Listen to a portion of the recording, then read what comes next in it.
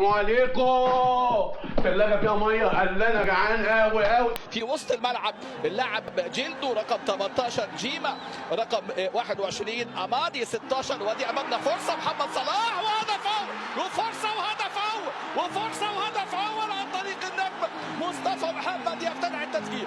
فرصه التسجيل في هذه المباراه. شايف؟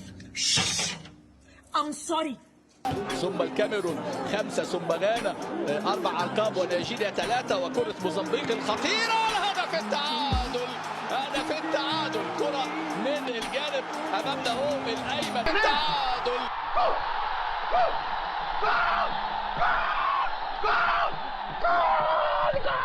ده جون فينا يعني في مصر. بس لينا. انت بتشجع ايه؟ واحد مصري هيشجع ايه؟ نيجيريا. ابن عن 8 نسخ في هذه البطولة. على طول لمسة المرة دي المنتخب المصري هو اللي أعطى هذه الفرصة لمنتخب موزمبيق، اداله الثقة واداله الرغبة. ودي خطأ دفاعي وانفراد وهدف ثاني، وهدف ثاني عن طريق نفس اللاعب. شوف الثغرة الدفاعية. مفيش كلام، بس هاخد الحق صنعة وايه بالاصول.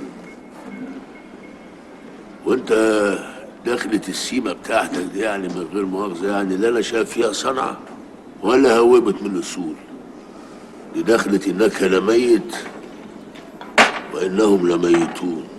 لكن ان شاء الله النجمة السبعة تكون تامة، والهدف السادس لصلاح في بطولات افريقيا ان شاء الله يكون السابع ليه في هذه البطولة. محمد صلاح وركل الجزاء. بسم الله الرحمن الرحيم.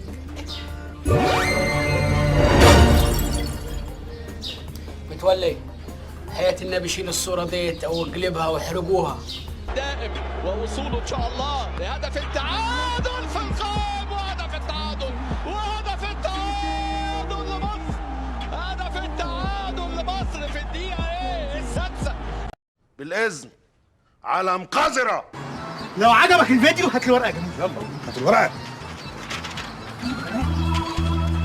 اقرا كده. انت حلال